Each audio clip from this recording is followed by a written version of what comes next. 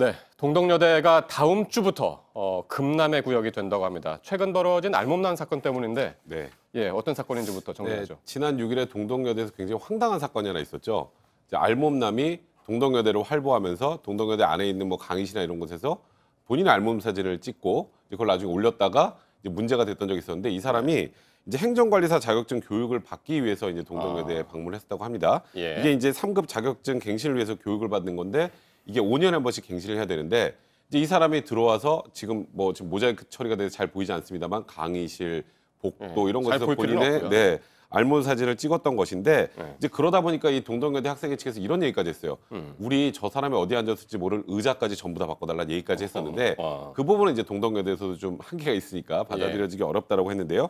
결국 이 알몸남 사건을 위해서 동덕여대에서 29일부터는 이제 외부인, 특히 남성 같은 경우에는 교직원도 출입증을 제시하지 않으면 출입할 수 없게 바뀐다고 합니다. 그래요. 그러니까 지금 조금 전에 말씀하신 대로 강의실 정수기도 이제 바꾸고, 그러니까 얼마나 학생들이 이번 사건으로 인해서 몸서리를 쳤는지 그 부분을 이제 간접적으로 알 수가 있는 건데 그렇게 돼서 그러면은 외부인 출입이 남자는 모두 금지한다는 겁니까? 이거 어떻게 무조건 금지하는 건 아니고요. 일단은 뭐 교직원이랄지 강사랄지 교수 같은 경우는 이제 출입증이 있고 신분증이 있잖아요.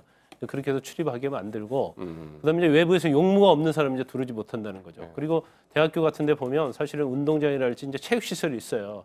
근데 그걸 주민들이 오잖아요. 많이 이용을 하죠. 그래서 이제 그것도 막겠다는 거고 중요한 부분 중에 하나는 그 문에다가 이제 카드 리더기랄지 카드 키만 돼야지 들어올 수 있는 경우. 건물에다가. 강의가 끝나면 자동으로 문이 닫히고 그 강의실에 가려면 이제 허가를 받아야 하는 이런 취지로 한다고 그럽니다. 그렇기 때문에 아마 뭐 안전성에 있어서는 뭐 굉장히 보강이 됐고 또 CCTV도 거의 뭐 엄청 늘렸다고 그래요. 그리고 24시간 감시 체제로 했다고 하는데 지금 사실은 이 대학뿐만 동덕여대뿐만 아니라 뭐 이화여대, 서울여대 뭐 특히 여대들은 지금 다 이런 조치를 취하고 있어요. 예전에 이런 사건들이 한두 번씩 다 있었습니다. 여대들이. 그렇죠. 그러니까 여대도 그렇고요. 이제 초등학교 같이 그런데 뭐 어린이집 이런 데도 상당히 굉장히 많았죠. 그래서 가장 전형적인 것이 이제 공연음란죄라고 해서 우리 바바리맨 있잖아요.